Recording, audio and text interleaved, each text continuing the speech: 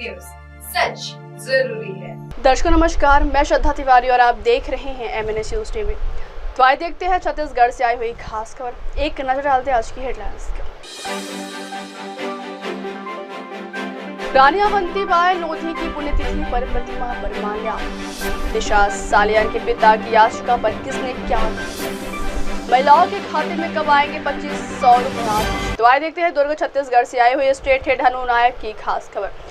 रानी अवंतीबाई लोधी की पुण्यतिथि पर प्रतिमा पर माल्यार्पण। नगर निगम दुर्ग अंतर्गत मुख्य चौक पर प्रथम स्वतंत्रता वीर साहसी रानी अवंतीबाई लोधी की पुण्यतिथि पर नगर निगम महापौर अलका के साथ कई सारे भारतीय जनता पार्टी के कार्यकर्ता द्वारा एकत्रित होकर मूर्ति पर स्मरण कर माल्यार्पण किया। उनको याद किया गया, साथ बताया गया कि एक भारतीय महिला थी जो स्वतंत्रता सेनानी और प्रथम शहीद वीरांगना थी। यह मध्य प्रदेश में रामगढ़ राज परिवार की महिला नायिका थी। विद्रोह करने के बाद अंग्रेजी सरकार ने इनके परिवार की जमींदारी को जब्त करके अन्य लोगों को जमींदार बना दिया था। 1857 के भारतीय विद्रोह के दौरान ब्रिटिश ईस्ट इंडिया कंपनी के एक कट्टर विरोधी के रूप में जानी जाती है, जो स्मरणीय है और छत्तीसगढ़ प्रांत के उस समय मध्य प्रदेश होने पर मानव जीवन के लिए एक मिसाल है, जिसमें दुर्ग जिला अध्यक्ष भाजपा कौशिक के साथ महिला एवं भाजपा कार्यकर्ता मौजूद रहे। मध्य प्रदेश से मां अपने अवंतीबाई लोधी, जिन्होंने 1857 में स्वतंत्रता आंदोलन में भाग लिया और उनमें शहीद हुआ, निश्चित तौर में देश के लिए गौरवान्वित था, आज़ादी के लिए। और एक लोधी समाज के आज यहाँ इकट्ठे हुए हमारे बीच में दुर्ग शहर की प्रथम नागरिक श्रीमती अलका बागमार जी, महापौर जी, आज बलिदान दिवस के पर माल्यार्पण करने हम जेल चौक पे हुए हैं। निश्चित तौर में एक प्रेरणा स्रोत के रूप में एक समाज भी करती है और यहाँ के देश के लोग भी उसको मानते हैं। उनके वीर गति जो प्राप्त है उनसे हम सीख लेते हुए आगे देश को एक करने और देश को सशक्त करने का, उनके जो बताए हुए मार्गों पर चलने का समाज भी प्रयास कर रही है और देश भी प्रयास कर रही है। परिचय बता दो। सुरेंद्र कौशिक, जिला अध्यक्ष। का प्रतीक मानी जाती है, मध्य प्रदेश से है और स्वतंत्रता संग्राम की प्रथम महिला है, जिन्होंने अपने साहस और पराक्रम से अंग्रेजों के सामने लड़ी हैं और वीरांगना बनी है। तो आज उनका जयंती है, इस पर हम सभी माल्यार्पण करने के लिए यहाँ पर उपस्थित हुए हैं।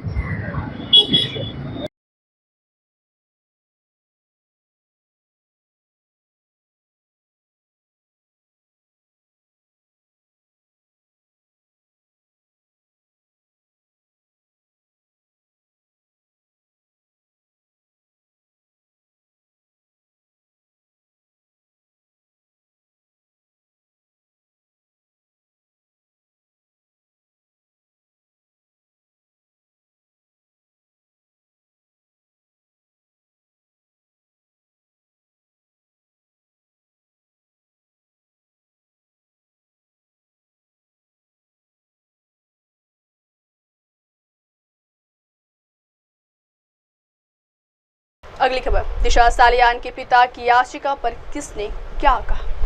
दिशा सालियान की मौत के करीब 5 साल बाद उनके पिता ने बॉम्बे हाई कोर्ट का दरवाजा खटखटाया। इसको लेकर एक बार फिर महाराष्ट्र की सियासत गर्मा गई। दिशा सालियान एक्टर सुशांत सिंह राजपूत की मैनेजर थी। 8 जून 2020 को मुंबई के मलाड इलाके में 14वीं मंजिल से गिरकर उसकी मौत हो गई थी। पुलिस ने इसे आत्महत्या बताया था। अब 5 साल बाद दिशा के पिता ने बॉम्बे हाई कोर्ट में याचिका दायर कर CBI जांच की मांग और शिवसेना UBT के नेता आदित्य ठाकरे के खिलाफ FIR दर्ज करने की मांग की है। दिशा के पिता का कहना है कि इस केस में आदित्य ठाकरे की संलिप्तता है, सबूतों से छेड़छाड़ की गई है। दिशा के पिता की इस याचिका के बाद महाराष्ट्र की राजनीति में उबाल आ गया है। कई नेताओं के बयान सामने आ रहे हैं। दिशा सालियान के पिता की याचिका पर शिवसेना नेता संजय राउत ने कहा है कि मैंने पुलिस जांच देखी है और यह दुर्घटना थी, ना कि हत्या। मर्डर केस में CBI के लिए देखिए, मर्डर केस की बात जो है आप तो सब इस्तेमाल गलत कर रहे हो।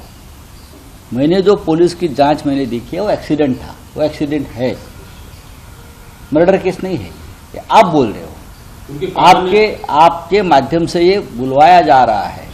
5 साल के बाद उसके पिताजी ने ये एक पिटीशन दायर किया है ये पिटीशन के पीछे क्या राजनीति है ये पूरे राज्य को मालूम है। आदित्य ठाकरे 5 साल, मेरी बात पूरी नहीं हुई है, 5 साल में बार बार इस बारे में प्रश्न चिन्ह उठाने की कोशिश की। ये पहली बात।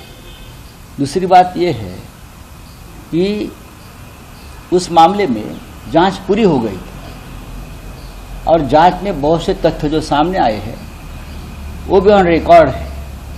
5 साल के बाद अब एक राजनीति हो रही है, इसलिए राजनीति औरंगजेब का विषय महाराष्ट्र में ये लोग नहीं चला पाए और उनके ऊपर उलट गया औरंगजेब। जो कब्र से निकालने की कोशिश की औरंगजेब को, वो उनके ही उधर बैठ गया कंधे पर। अब उसके छुटकारा पाने के लिए ये दिशा सालियन वाला विषय को ये लोग तूल दे रहे हैं। ये राजनीति है, लेकिन एक गंदी राजनीति, ये हरकतें महाराष्ट्र में जो हो रही है उससे हमारा राज्य बदनाम हो रहा है। एक युवा नेता जो अच्छा काम कर रहा है उसको बदनाम करने की एक कोशिश है, हमारे पार्टी को बदनाम करने की एक कोशिश है। औरंगजेब नहीं चला तो ये चलाओ, ये नहीं चला तो ये चलाओ। ये कौन कर रहा है और क्यों कर रहे हैं? ऐसे अगर आप कब्र खोदते जाएंगे तो ऐसी देश में बहुत से कब्र है, जस्टिस लोहिया से लेकर सोहराबुद्दीन तक। महाराष्ट्र में तो गांव गांव में ऐसी कब्र और राजनेताओं की और बीजेपी के लोगों की और हमारे कोंकण एरिया में। हम भी बात कर सकते हैं लेकिन हम बात नहीं करेंगे। अगली खबर, महिलाओं को खाते में कब आएंगे 2500 रुपए? आदेश। दिल्ली में चुनाव के समय जिस एक वोट बैंक पर सभी पार्टियों ने सबसे ज्यादा फोकस किया था वो महिला वोट बैंक था। साइलेंट वोटर्स को अपने पक्ष में करने के लिए पार्टियों ने उनके लिए कई योजनाएं शुरू करने का वादा किया और उन्हीं में से एक वादा था कि महिलाओं को हर महीने वित्तीय सहायता दी जाएगी। पूर्व सीएम आतिशी ने बीजेपी पर हमला करते हुए कहा, आज 20 मार्च है, दिल्ली में बीजेपी की सरकार बने हुए 1 महीना हो गया, लेकिन 1 महीने के बावजूद बीजेपी और प्रधानमंत्री ने जो वादा किया था कि दिल्ली की हर महिला के खाते में 2500 रुपए आएंगे वो नहीं आए।